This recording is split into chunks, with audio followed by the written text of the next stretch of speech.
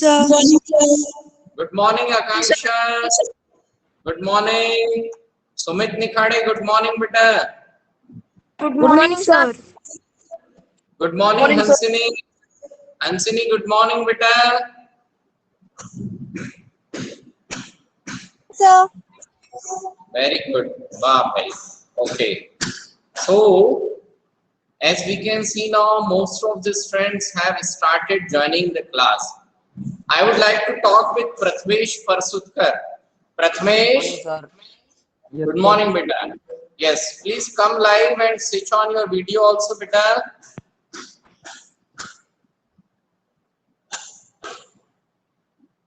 Yes.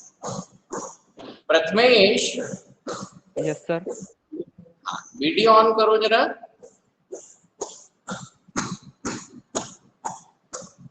Switch on video Prathamesh. Yes, sir. हाँ, एक बड़ा प्रॉब्लम है, मैं तुमको बीच बीच में जब कॉल करता हूँ तो कॉल अटेंड नहीं होते हैं, है ना? तो मोबाइल छोड़ के कहीं चले जाते हो क्या? नहीं सर. हाँ, नहीं सर. फिर ऐसा कैसे लफड़ा होता है? हाँ, कि आई यूज्ड टू कॉल, है ना, और तुम्हारा कोई जवाब नहीं आ रहा है. 2 मिनट, 3 मिनट, 4 मिनट. हाँ, now be careful for all this things. हाँ, समझ में आया?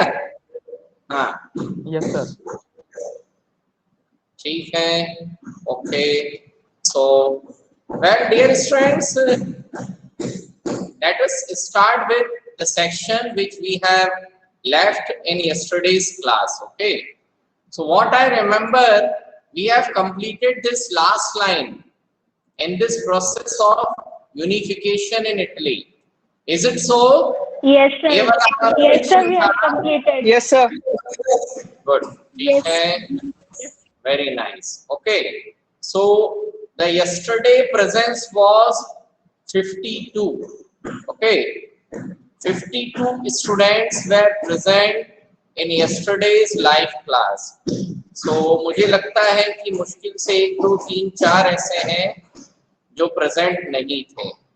Ashwini निखोड़े was absent yesterday. ठीक है, which is not a good sign. Well, then after rest of the friends were present, Prashik Upre was absent yesterday. Rakshit Berad, okay, then Sonia and Sneha. बाकी के सारे present थे. ठीक है, Vaibhav Pravar was present. चलिए, ठीक, good. Okay, it is a good sign that all the students have started showing their presence. Okay, चलिए. So बेटा, यहाँ बगल में काम चल रहा है, कोई ज्यादा डिस्टरबेंस तो नहीं होता? No, sir. No, sir. No, sir. No, sir. Thank you. No, sir. Now, so today we have to start with one more topic which is being titled as the strange case of Britain. है ना? यहाँ जो title दिया है वो क्या दिया है? The strange case of Britain. अभी इसमें बेसिकली हम क्या डिस्कस करने वाले हैं, ध्यान से सुनना. ठीक है? So the model of the nation or the nation state, some scholars have argued is Great Britain. यानी जो बहुत सारे विद्वान हैं, बहुत सारे जो पढ़े लिखे लोग हैं, जो वेल वर्ल्ड लेवल पर जिन्हें स्कॉलर में काउंट किया जाता है. Okay, so what are they claiming? उनका क्या कहना है कि the model of the nation और the nation state is Great Britain. यानी एक नेशन स्टेट क्या होता है, कैसे होता है, ठीक है, उसका सबसे अच्छा एग्जाम्पल यदि है वो कौन सा कंट्री है? Great Britain. ओके, तो व्हाई आर दे कॉलिंग सो? ऐसा क्यों कहा जाता है? ऐसा इसलिए कहा जा रहा है क्योंकि जो ग्रेट ब्रिटेन है ना, आज का जो कंट्री है ब्रिटेन, उसका जो प्रोसेस ऑफ यूनिफिकेशन है, अब प्रोसेस ऑफ यूनिफिकेशन से सेंस ये है कि आज जो ग्रेट ब्रिटेन जिस प्रकार का कंट्री है ना, ग्रेट ब्रिटेन भी बहुत सारे छोटे छोटे पार्ट्स में क्या था, डिवाइडेड था। ग्रेट ब्रिटेन क्या था, छोटे छोटे पोर्शंस में डिवाइडेड था, ठीक है। और फिर वो जो डिवाइडेड नेशन है ग्रेट ब्रिटेन, जो एक डिवाइडेड नेशन था, वो क्या हुआ, एक मॉडर्न नेशन स्टेट में कन्वर्ट हुआ, डेवलप हुआ, ठीक है। ठीक, तो उसके बारे में यहाँ पर बात की जा रही है, ठीक। So in Britain the formation of the nation state was not the result of a sudden upheaval or revolution। इसका मतलब क्या है, इसका मतलब ये है कि ब्रिटेन जो था वो छोटे छोटे डिफरेंट पार्ट्स से मिलकर के एक सिंगल यूनिफाइड नेशन बना। इंपॉर्टेंट चीज ये है कि ब्रिटेन के इस नेशन स्टेट बनने में कोई बहुत बड़ा लार्ज स्केल रिवॉल्यूशन या विद्रोह की जरूरत नहीं पड़ी, ठीक है। सो अभी तक हमने एक केस पढ़ा था फ्रांस का, फ्रेंच रिवॉल्यूशन में, वहां पर भी क्या हुआ, a large scale revolution took place। Then we discussed the case of Germany। In Germany also a large scale revolution took place। Same happened in the case of Italy। तो ये जो maximum European countries हैं, वो आज जिस nation state में दिखाई देते हैं, वो एक बहुत बड़े रिवॉल्यूशन के कारण एक नेशन स्टेट के रूप में कन्वर्ट हुए। परंतु ब्रिटेन में एक नेशन स्टेट फॉर्मेशन के लिए इस प्रकार के किसी भी कंडीशन की जरूरत नहीं पड़ी, ठीक। यानी ब्रिटेन का यूनिफिकेशन हुआ, परंतु उसमें कोई रिवॉल्यूशन करने की जरूरत नहीं आई। यहां तक बात आई समझ में, Shivam Yadav?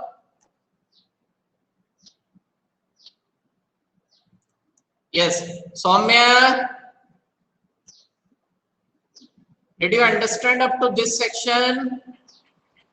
Yes, sir. Rakshit Berad. Yes, sir.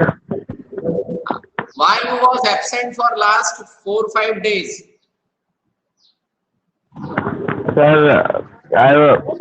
Sir बुखार था, डेंगू हुआ था। अच्छा, तो डेंगू में भी तुम्हारे घर में बर्थडे सेलिब्रेशन होते हैं क्या?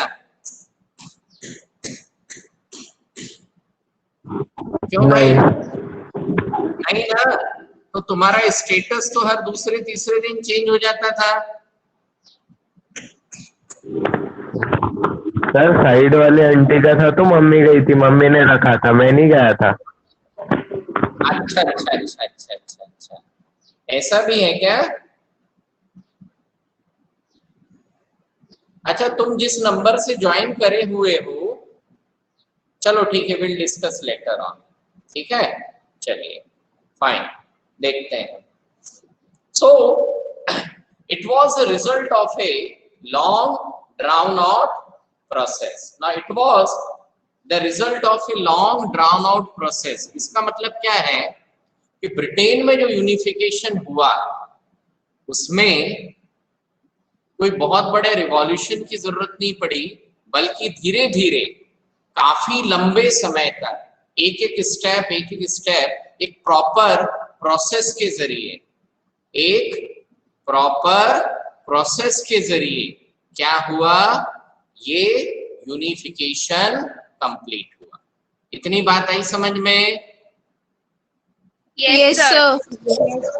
Yes, So, sir. well, there Yes. was no British. Thank you, beta. So there was no British nation, okay, prior to the 18th century. यानी 18वीं सेंचुरी की शुरुआत में ब्रिटिश नेशन जैसा कुछ भी वर्ल्ड ज्योग्राफिकल मैप पर नहीं था। यानी कुल मिलाकर कह लें कि ब्रिटेन जैसा कोई भी नेशन नहीं था। यहां तक बात आई समझ में? Yes, sir. Yes, sir. Okay, चलिए ठीक Yes, है। So just a minute.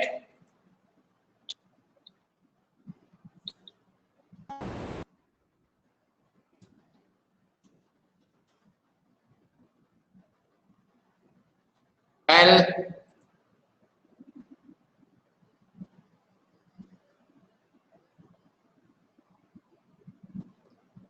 today one of your class fellow has a birthday, जिसके बारे में मुझे पता चला है। ओके, तो एक छोटा सा गाना उसके लिए बजा रहे हैं भाई। Okay, we all are celebrating birthday। चलिए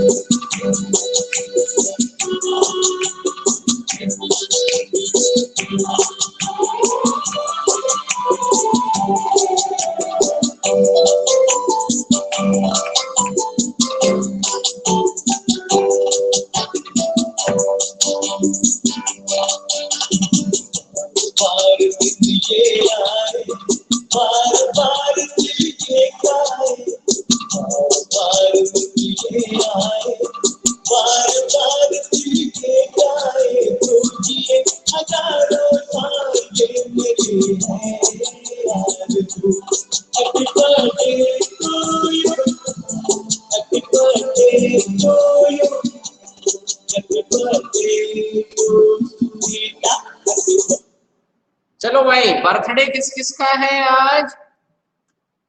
परी। अच्छा, ओनली परिजन का है और किसी का नहीं है? और किसी का नहीं है क्या birthday? Anushree, do you have birthday today? Anushree, आवाज नहीं आ रही बेटा। Anushka तिरनकर, Yes, sir. हाँ, और किसी का बर्थडे तो नहीं है? नहीं सर, मेरा नहीं है। अच्छा अच्छा अच्छा, ठीक है ठीक है। चलिए चलो, सो कंटिन्यू करते हैं, काफी दिन हो भी गए इस चैप्टर को। ठीक है। So there was no British nation prior to the 18th century. सो 18th सेंचुरी के पहले ब्रिटिश नेशन जैसा एक सिंगल यूनिफाइड कंट्री नहीं था।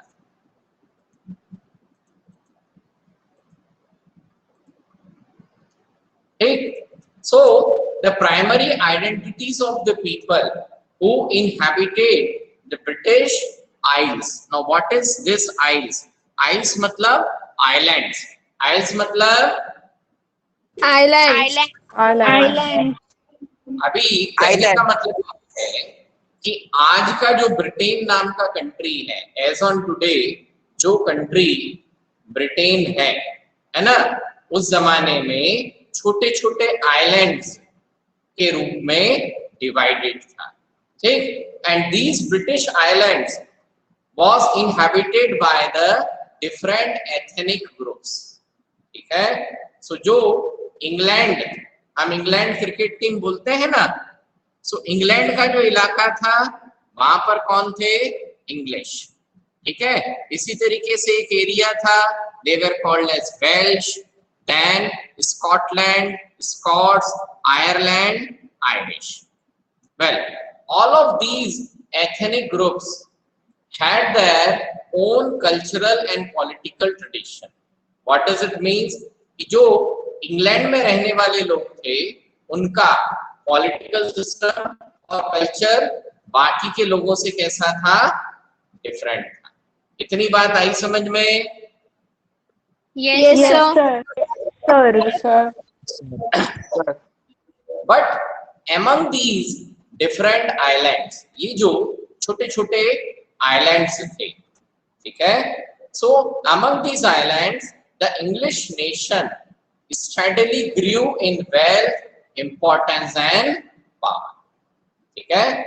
15th century 13th या 15th सेंचुरी की शुरुआत से ही इन चारों आइलैंड्स में से सबसे ज्यादा पावरफुल और डेवलप कौन सा आइलैंड होना शुरू हुआ, इंग्लिश, दैट इज इंग्लैंड, ठीक है। तो इंग्लैंड में इंडस्ट्रियल रिवॉल्यूशन स्टार्ट हुआ। इंग्लैंड में क्या स्टार्ट हुआ बेटा? Industrial revolution. तो इंग्लैंड में इंडस्ट्रियल रिवॉल्यूशन स्टार्ट हुआ और because of that industrial revolution, उस इंडस्ट्रियल रिवॉल्यूशन के कारण England earned lot of money, England ने बहुत सारा पैसा कमाया। Then England modernize its army, उस पैसे की मदद से इंग्लैंड ने क्या किया, अपनी आर्मी को मॉडर्नाइज किया। इंग्लैंड ने क्या किया, आर्मी को ठीक है। सो एक country, Ashwini join the class, ठीक है, okay. So English nation steadily grew in wealth, importance and power, है ना। सो जो इंग्लिश नेशन था, यानी इतने जो आइलैंड से उसमें से इंग्लैंड जो था वो धन संपत्ति में और पावर में बढ़ता चला गया। Because of that it was able to extend its influence over the other nations of the island, जिसके कारण धीरे धीरे इंग्लैंड का जो प्रभाव है, इंग्लैंड का जो कंट्रोल है, वो बाकी के इलाकों पे भी क्या होना शुरू हो गया, बढ़ना शुरू हो गया। यहाँ तक बात आई समझ, अनुदीपा? So the English Parliament, which had seized power from the monarchy in 1688 at the end of a protracted conflict, was the instrument through which a nation state with England at its center came to be formed. Now English Parliament मतलब England में जो parliament थी, ठीक है, तो England की parliament ने सबसे पहले क्या किया, इस seize power from the monarchy in 1688 में कुछ विवाद के बाद में 1688 में एक विवाद, यानी छोटा बहुत टसल हम जिसको कह लें, है ना, उसके द्वारा मोनार्कियल पावर निकल करके इसके कंट्रोल में आ गई इंग्लिश पार्लियामेंट। यानी सीधे सीधे शब्दों में बोले तो ऐसा हुआ कि 1688 में थोड़े बहुत विवाद के बाद मोनार्कियल जो रूल था वो खत्म हो गया और इंग्लैंड में किसका रूल एस्टेब्लिश हो गया, पार्लियामेंट का। परंतु राजा वहीं का वहीं रहा। यानी कुल मिलाकर 1688 में इंग्लैंड में क्या एस्टेब्लिश हो गया, constitutional monarchy. What was established, constitutional monarchy.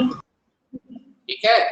So England में 1688 में ही कॉन्स्टिट्यूशनल मोनार्की एस्टैब्लिश हो चुकी थी। ठीक, उस कॉन्स्टिट्यूशनल मोनार्की के अंडर में इंग्लैंड में मैक्सिमम रूलिंग पावर पार्लियामेंट के पास आ चुकी थी और उस पार्लियामेंट ने, यानी इंग्लैंड की जो पार्लियामेंट है, उसने धीरे धीरे क्या करना शुरू किया, अपने आसपास के जो आइलैंड्स थे, आसपास के जो एथनिक ग्रुप्स थे, उनको ज्वाइन करना शुरू किया, ठीक है। और इंग्लिश पार्लियामेंट की मदद से किसका फॉर्मेशन हुआ, एक नेशन स्टेट का formation with England at its centre. अब इंग्लैंड एट इट्स सेंटर मतलब अभी भी पावरफुल कौन बना रहा, इंग्लैंड। इंग्लैंड की पार्लियामेंट ने एक एक करके लॉ बनाकर, कभी थोड़ा बहुत टसल करके, कॉन्फ्लिक्ट करके क्या किया, बाकी के एथनिक ग्रुप्स को इंग्लैंड में ज्वाइन करवाया और एक सिंगल कंट्री बनी, ठीक। सो इंग्लैंड की जो पार्लियामेंट थी उसने एक कानून पास किया, लॉ पास किया। And what is that law बेटा, the Act of Union 1707। What is that law? The Act of Union. 1707. ठीक है। तो इंग्लैंड की जो पार्लियामेंट थी उसने एक कानून पास किया, लॉ पास किया। उस लॉ को बोलते हैं द एक्ट ऑफ यूनियन 1707। तो 1707 में एक कानून, लॉ पास किया गया जिसे कहते हैं द एक्ट ऑफ यूनियन। ये लॉ किसके बीच में पास हुआ, between England and Scotland. It resulted in the formation of the United Kingdom of Great Britain. So England और स्कॉटलैंड को मिला करके एक सिंगल नेशन बनाया गया और उस सिंगल नेशन को क्या नाम दिया गया, United Kingdom of Great Britain. उस सिंगल नेशन को क्या नाम दिया गया बेटा, Kingdom of Great Britain.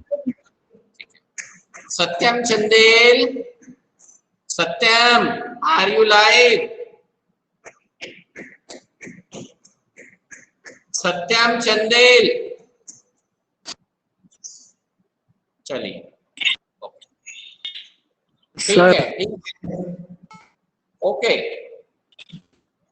So England and Scotland को मिला करके एक सिंगल कंट्री बनाई गई और वो सिंगल कंट्री क्या है, United Kingdom of Great Britain, ठीक। The England was able to impose its influence on Scotland, है ना। और अब इंग्लैंड ने एक प्रकार से किसको अपने कंट्रोल में कर लिया, स्कॉटलैंड को अपने कंट्रोल में कर लिया, ठीक। अब ये जो नया कंट्री बना ग्रेट ब्रिटेन, ठीक है, इसके लिए जो पार्लियामेंट बनेगी उसको क्या कहेंगे हम, ब्रिटिश पार्लियामेंट। क्या कहेंगे, British Parliament. British Parliament. Good. The British Parliament was dominated by its English members.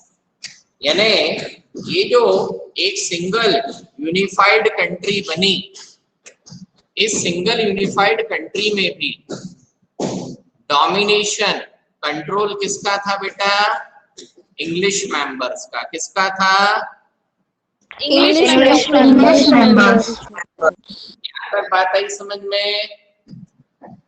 Yes, So sir. Thank you. So the growth of British identity meant that Scotland's distinctive culture and political institutions were systematically suppressed. ठीक है? So the growth of British identity, इसका मतलब क्या है कि जैसे जैसे एक सिंगल ब्रिटिश आइडेंटिटी डेवलप करवाई गई। अब ब्रिटिश आइडेंटिटी डेवलप करवाएगी मतलब इंग्लैंड और स्कॉटलैंड को मिलाकर के सिंगल नेशन ब्रिटेन बनाएगा। परंतु सिंगल नेशन ब्रिटेन में जो स्कॉटलैंड का कल्चर था, जो स्कॉटलैंड के कल्चरल प्रैक्टिसेस थे, स्कॉटलैंड का जो एडमिनिस्ट्रेटिव सिस्टम था, उसको इम्पोर्टेंस नहीं मिलता था। इम्पोर्टेंस किसको मिलता था? इंग्लिश कल्चर को। किसको इम्पोर्टेंस मिला? English culture. So the growth of British identity meant that Scotland's distinctive culture and political institution were systematically suppressed. Scotland का जो कल्चर था, वहां का जो सिस्टम था, उसको सप्रेस कर दिया गया, धीरे धीरे उसकी पहचान खत्म कर दी गई। The Catholic clans that inhabited the Scottish Highlands suffered terrible repression whenever they attempted to assert their independence. जब भी कैथोलिक क्लैंस, अब कैथोलिक क्लैंस का मतलब क्या है? इसका बेसिक मतलब ये है कि जो इंग्लैंड और स्कॉटलैंड ये जो दोनों नेशंस थे, तो स्कॉटलैंड में मैक्सिममली कैथोलिक क्रिश्चियनिटी मानने वाले लोग थे, जबकि इंग्लैंड में जो पॉपुलेशन थी वो क्या मानती थी? Protestant Christianity. अब आप लोगों को कैथोलिक क्रिश्चियनिटी और प्रोटेस्टेंट क्रिश्चियनिटी का मतलब मालूम है कि नहीं मालूम?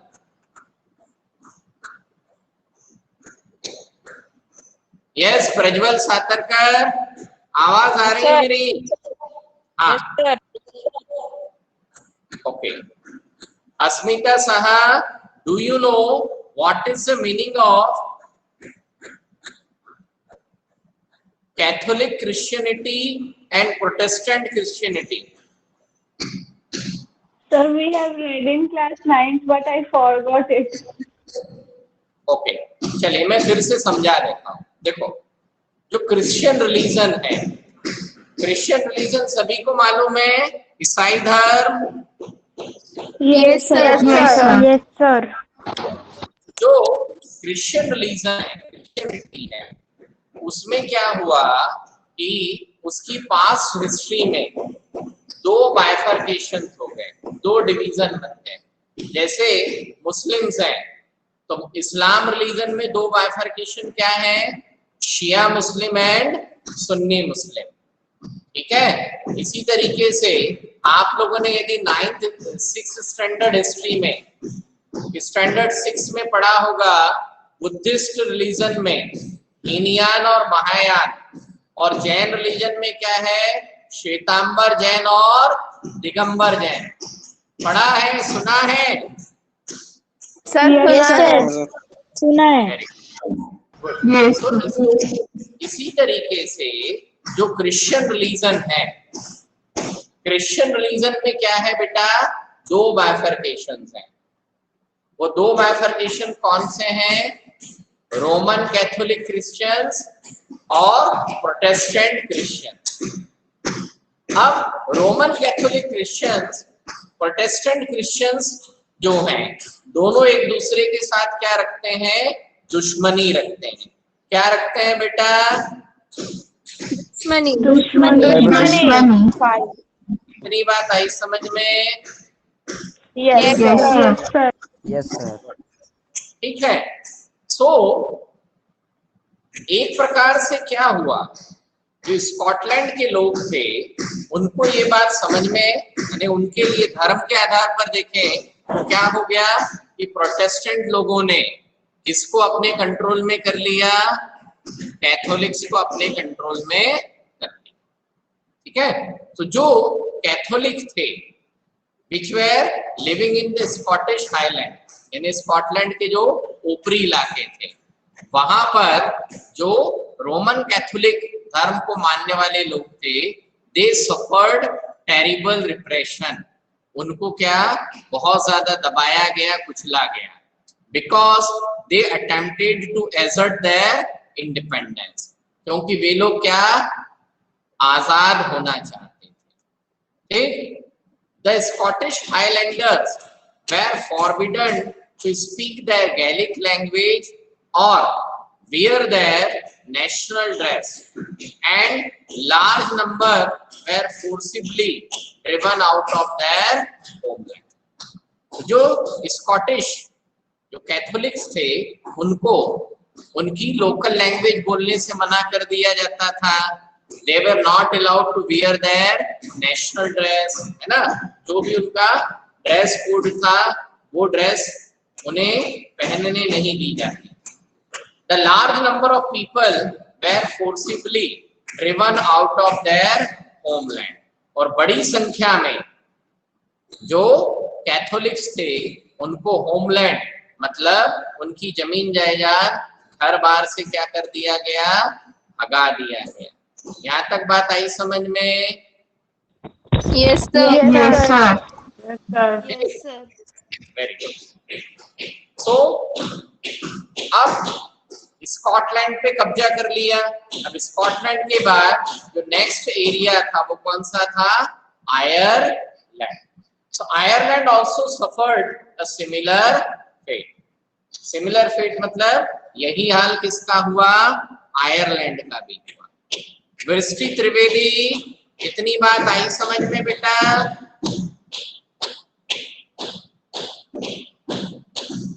वृष्टि Trivedi, Yes, sir. good. So it was a country deeply divided between Catholics and Protestant. जो आयरलैंड एक छोटा सा एरिया था, है ना, आयरलैंड में दो मेन पॉपुलेशन थी, कैथोलिक भी रहते थे और प्रोटेस्टेंट भी रहते थे। सो इंग्लैंड में किसकी मेजॉरिटी थी, प्रोटेस्टेंट की। So the English helped the Protestant of Ireland to establish their dominance over a largely Catholic country. तो इंग्लिश यानी इंग्लैंड ने आयरलैंड की जो प्रोटेस्टेंट पॉपुलेशन थी, इंग्लैंड ने आयरलैंड की जो प्रोटेस्टेंट पॉपुलेशन थी, ठीक है, उसकी मदद करना शुरू करी। किसके लिए, to establish their dominance over a large Catholic country, ताकि क्या बना सके, एक बहुत बड़ा कैथोलिक कंट्री बना सके। यहाँ तक बात आई समझ में? Yes, sir. Yes, sir. So Catholic revolts against British dominance were suppressed, ठीक है। अब कैथोलिक्स ने जो भी रिवॉल्ट किए, कैथोलिक्स ने जो भी रिवॉल्ट किए उनको ब्रिटिश गवर्नमेंट ने क्या किया, सप्रेस कर दिया, दबा दिया, कुचल दिया। यहाँ तक बात आई समझ? Yes, sir. Yes, sir. Yes, sir. Yes. So after a great revolt led by Wolfe and his United Irishmen in 1798, Ireland was forcibly incorporated into the United Kingdom in 1801. जो आयरलैंड की कैथोलिक पॉपुलेशन थी वो लगातार Britishers के खिलाफ लड़ती रही, परंतु उनका जो रिवॉल्ट था उसको क्रश कर दिया गया, दबा दिया गया, और जबरदस्ती आयरलैंड को किसमें शामिल कर दिया, United Kingdom of Great Britain. ठीक, a new British nation was formed through the propagation of dominant English culture. अब जो नया ब्रिटिश नेशन बनाया गया, इस नए ब्रिटिश नेशन में धीरे धीरे स्कॉटलैंड का जो लोकल कल्चर था, आयरलैंड का जो लोकल कल्चर था, वो दोनों कल्चर को क्या कर दिया, सप्रेस कर दिया, दबा दिया, कुचल दिया, और किसको प्रमोट किया गया, ब्रिटिश नेशन। ठीक है। Now the symbols of new Britain, अब जो नया ब्रिटेन कंट्री बनाया गया है ना, उसमें क्या है, नया British flag, Union Jack, the national anthem, God save our noble king, and the English and the English language, all were actively promoted, and the older nations survived only as subordinate partners in this nation. ने कुल मिलाकर जो नया Britain country बना, इस नए country में जो भी चीज as a national symbol introduce की गई वो कहाँ से थी? इंग्लैंड से थी। तो इंग्लैंड में जो लैंग्वेज बोली जाती थी, इंग्लैंड का जो नेशनल फ्लैग था, इंग्लैंड का जो नेशनल एंथम था, उसको यूनाइटेड ब्रिटेन का क्या बना दिया गया? सिंबल्स बनाए। ठीक है, ये क्या कहलाएगा? This entire section is what? The process of unification of Britain. यहां तक बात आई समझ में? Yes, sir. Yes, sir. Yes, sir. ना अभी इसके बाद में a very small portion is left and that is visualizing the nation। ठीक है, अभी इस सेक्शन विजुअलाइजिंग द नेशन में सिर्फ इतनी बात है कि नेशन यानी कंट्री को, नेशन यानी कंट्री को क्या एक abstract form, human form provide करना। So providing a human figure, providing a human figure to the nation is what known as visualizing the nation। इसको क्या कहेंगे हम? Visualizing the nation. The nation. Visualizing the nation. ठीक है, यहाँ तक बात आई समझ में? Yes, sir. Yes, sir. ठीक है, अभी ले दे करके बेसिकली क्या है? जैसे मान लो India is our country, Hindustan हमारा देश। Yes, sir. Yes, sir. हम हिंदुस्तान को क्या बोलते हैं? भारत माता बोलते हैं। Yes, sir. Yes, sir. हाँ, sir. तो भारत माता नाम की कोई महिला का जन्म क्या इस अर्थ पर कभी हुआ होगा? No, sir. No, sir. No, sir. ठीक है, तो गेटिंग द पॉइंट, यदि आप उसको देखें तो बेसिकली क्या है कि हमने एक ह्यूमन फिगर किसको प्रोवाइड किया? कंट्री को प्रोवाइड किया। ठीक है, तो जब किसी कंट्री को एक ह्यूमन फेस प्रोवाइड करते हैं, that is what visualization of nation. वो कंडीशन क्या कहलाती है? Visualization of nation. Atharva Hanumante, are you present? Atharva Hanumante and Atharva Malekar.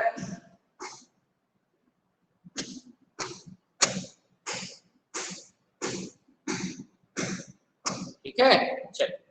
सो इस विजुअलाइजिंग द नेशन सेक्शन में बेसिकली सिर्फ इतना डिस्कस किया गया है कि किस तरीके से नेशन यानी कंट्री का क्या किया गया? पर्सोनिफिकेशन किया गया। क्या किया गया?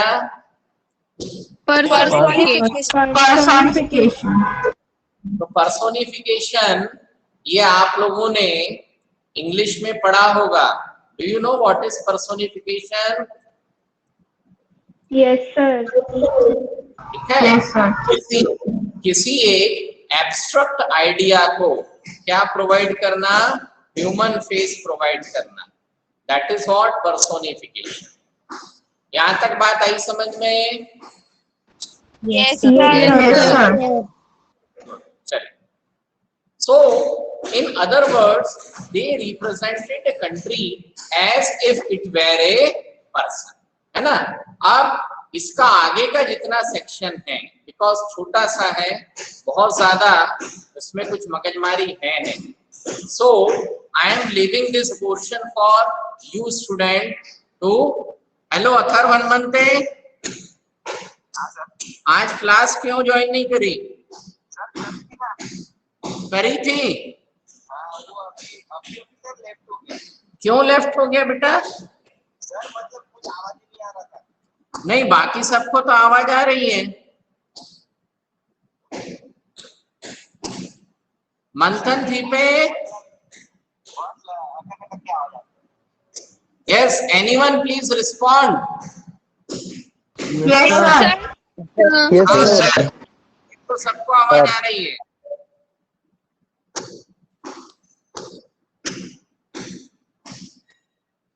Okay, So in other words, they represented a country as if it were a first. तो ये वाला सेक्शन मैं आप लोगों को रीडिंग के लिए छोड़ रहा हूं, ठीक है?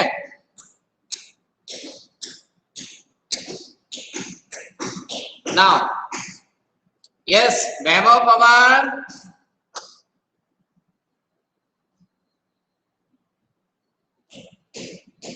नेहा बल्कि someone please respond. हाँ, Yes, sir. तो अभी हमारा ये सिलेबस कंप्लीट हो गया, ठीक है? Yes, sir. Yes, sir. ना अब मैंने आप लोगों को प्रोजेक्ट वर्क असाइन कर दिया है। Yes, Yes, sir. sir. Good. Yes, sir. और सब्जेक्ट एनरिचमेंट एक्टिविटी में मैं आप लोगों को एक सेल्फ असेसमेंट देने वाला हूं और वही रिवर्स होकर के पेयर असेसमेंट में जाने वाला है। Is it clear? Yes, Yes, sir. sir. Yes, Yes, sir. sir. सो अभी हम कल से हमारा रिवीजन पोर्शन स्टार्ट करेंगे, ठीक है? And side by side we'll regularly discussing on our project, assignment and portfolio activities. Is it clear? Yes, sir. Yes, sir. So that's all for today live class, friends. Okay. So before the final call, है ना? So आप सभी लोगों को राखी का त्योहार की हार्दिक शुभकामनाएं और त्योहार अच्छे से मनाएं, ठीक है? मिठाइयाँ बाजार से मिठाइयाँ कम से कम खरीदें, ठीक है? क्योंकि ये जो टाइम पीरियड है ये नकली मिठाइयों का समय होता है। So try to avoid that one, okay? और यदि खरीदें भी तो भी लिमिटेड क्वांटिटी में, ठीक है? Is it clear to everyone? Okay. Yes, sir. Yes, sir. Thank you, sir. Class. Thank you, Thank you, friends. Thank you, sir. Thank you, sir. Thank you, sir. Thank you, sir. Thank you, sir.